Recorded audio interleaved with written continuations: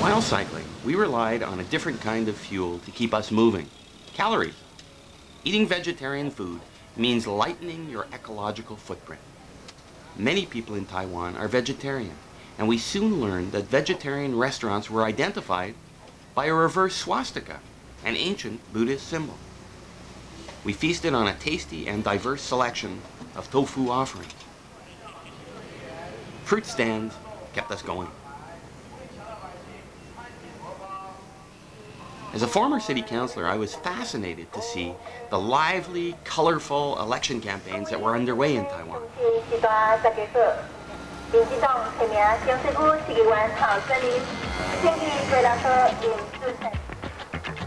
Flying into Hong Kong was a shock. The most densely populated place on the planet. Buildings shooting straight up to the sky like a bamboo forest. Consider the energy savings of this clothes drying technique. This city of X million people relies on public transportation for most of the trip. The legendary Hong Kong trams have been ferrying people around in the same way for over 100 years.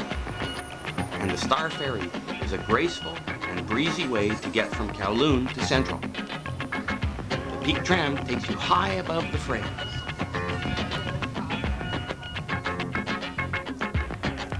Hong Kong is built on mountains, so how better to get from low levels to upper levels than by escalator? Imagine that, pedestrian facilities. We met energy guru Amory Lovins at a design conference, and this was his take on the energy crisis. It's changing the mindware that's really the challenge today. It's pretty straightforward to save half the energy easily, and over time more like 3/4 of the energy in existing buildings with very attractive economics. As you gradually replace them with new buildings, the savings get up around 90% and the capital costs go down.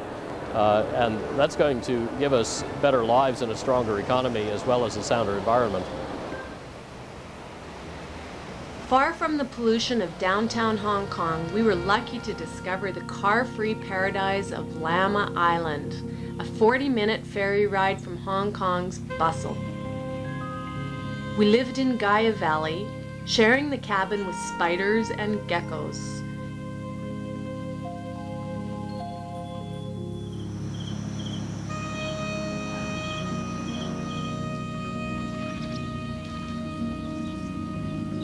Without the stench of car exhaust, you can smell the hibiscus and stroll peacefully without worrying about the kids getting squashed.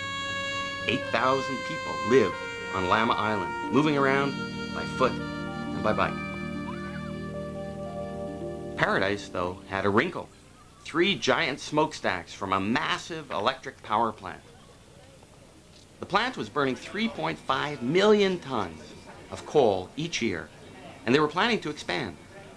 But the message from Kyoto was clear. We must reduce our reliance on fossil fuels.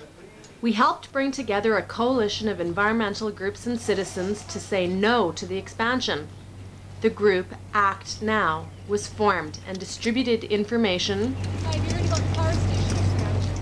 held public meetings. So there's this very, very thin layer of atmosphere around the planet. And it doesn't recognize any borders, obviously, between countries. They don't even need this power station, whether it's a wind turbine or a coal-fired gas or a gas power station. They just don't need it because we haven't even started to explore the possibilities of saving electricity.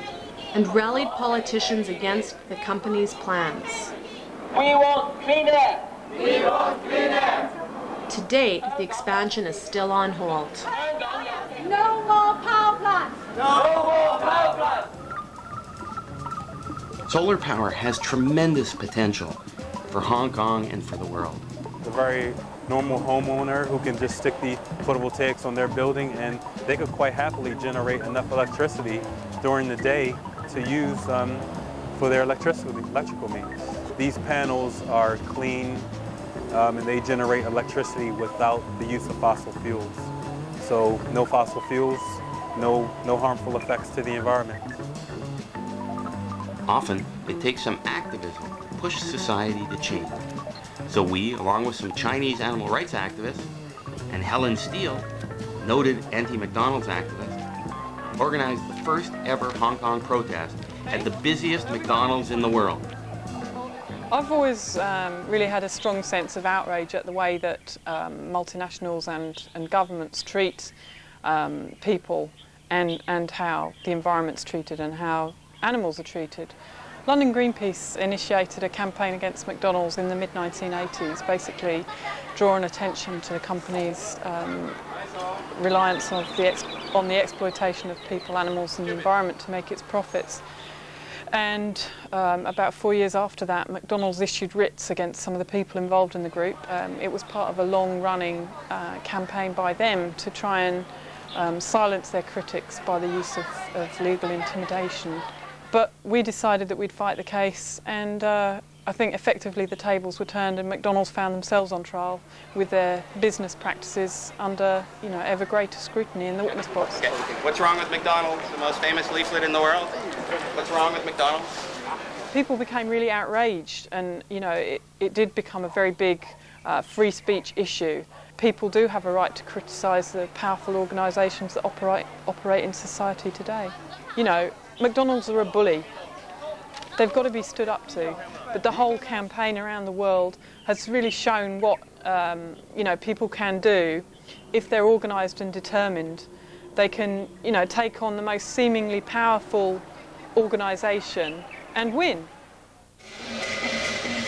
A boat ride up the Coral River brought us to the Chinese city of Guangzhou, formerly known as Canton.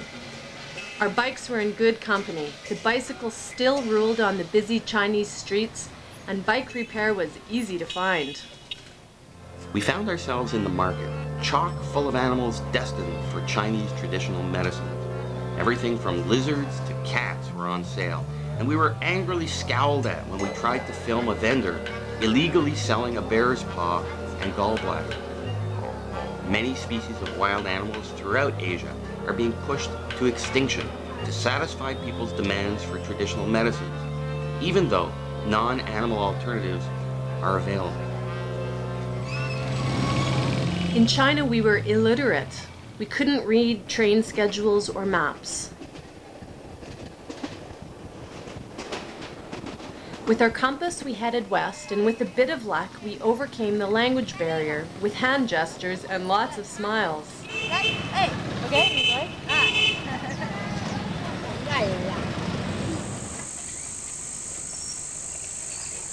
As we cycled the countryside in southern China, crowds at roadside restaurants would gather while we fueled up.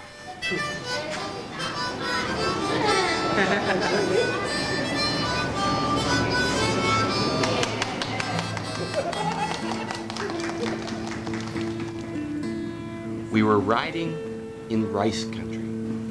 For 10,000 years, people have been doing rice here, growing it, trading it, surviving on it. Half the planet lives on less than $2 a day, as did most of the people that we met in the countryside.